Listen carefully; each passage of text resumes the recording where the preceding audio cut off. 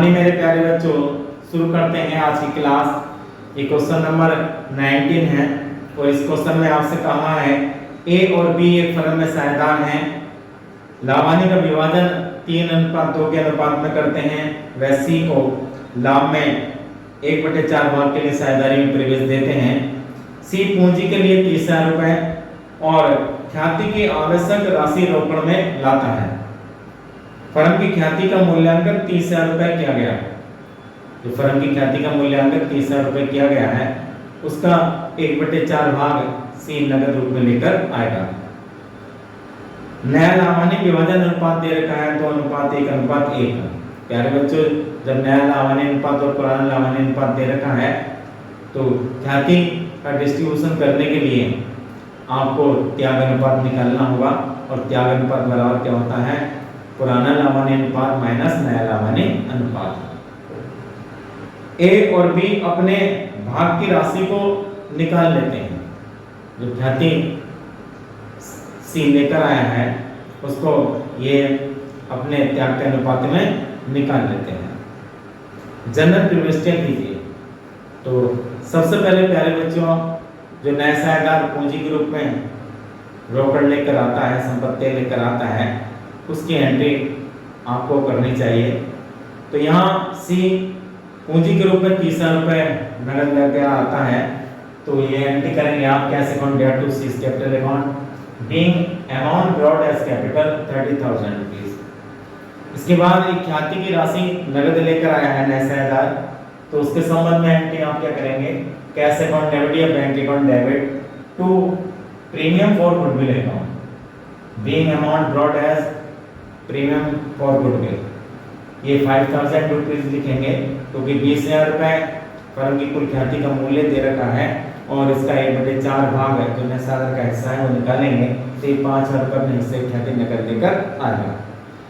अब ये जो ख्याति लेकर आया है नगद, उसको पुराने साझेदार अपने त्याग के अनुपात में बांट लेंगे, उनके पूंजी खातों में वो राशि क्रेडिट हो जाएगी। और इसकी क्या एंट्री होती है? Premium for goodwill account debit to old partner capital account. और यहाँ ओल्ड पार्टनर्स ए और बी हैं, तो to A's capital account to B's capital account. ये 5,000 जो ख्याति की राशि है उसको ये त्याग के अनुपात में बांट लेंगे। त्याग का अनुपात आपको निकालना है सैक्रिफाइस रेशो बराबर old PL ratio minus new PL ratio. A का जो पुराना लाभानी अनुपात है वो 3/5 है और नया लाभानी अनुपात 2/4 है। तो इस प्रकार ये ए का त्याग अनुपात आ जाएगा 2/20 और बी का जो पुराना लाभानी अनुपात है वो 2/5 है और नया लाभानी अनुपात 1/4 है। इस प्रकार बी का त्याग आ जाएगा 3/20। इस प्रकार ये त्याग अनुपात 2:3 होगा और इस अनुपात में त्याग के अनुपात में ख्याति को बांटा जाएगा। तो ए के हिस्से में 5,000 का 2/5 और बी के हिस्से में 5,000 का 3/5।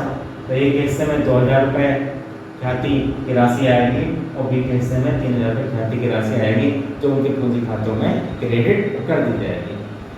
अब इस राशि को ये जो पुराने साझेदार ए बी हैं निकाल लेते हैं और ख्याति की राशि निकालने की क्या एंट्री होती है? Old partners capital account debit to cash या बैंक अकाउंट। तो A's capital account debit, B's capital account debit to cash account being premium drawn. तो ये राशि लिख देंगे 2,000, 3,000 और 5,000 रुपए निकाल लेते हैं। प्यारे बच्चों, ये क्वेश्चन आपका कंप्लीट हो जाता है। अब क्वेश्चन नंबर 20 को समझते हैं। प्यारे बच्चों, क्वेश्चन नंबर 20 भी क्वेश्चन नंबर 19 की तरह है। इस क्वेश्चन में कहा है आरती और भारती, बहुत ही सुंदर नाम। एक फर्म में साझेदार हैं और लाभानी का विभाजन अनुपात दे रखा है 3:2 में करती हैं। वह सारथी को लाभ में 1/4 भाग के लिए साझेदारी प्रवेश देती है। सारथी अपनी पूंजी के लिए 50,000 रुपए और 1/4 भाग की ख्याति के लिए 10,000 रुपए लाती है। आरती और भारती की पुस्तकों में ख्याति का मूल्य 5,000 रुपए विद्यमान है। पहले से ही ख्याति का मूल्य दे रखा है। आरती और भारती के आर्थिक चिट्ठे में ख्याति का मूल्य दे रखा है। प्यारे बच्चों, जब ख्याति का मूल्य पुस्तकों में पहले से दिखा रखा हो, आर्थिक चिट्ठे में ख्याति का मूल्य दे रखा हो, तो उस ख्याति को अपलिखित कर दिया जाता है। और इस अपलिखित करने की क्या एंट्री होती है? Old partners capital account debit to goodwill account, और इसे पुराने लाभानी अनुपात में अपलिखित किया जाता है।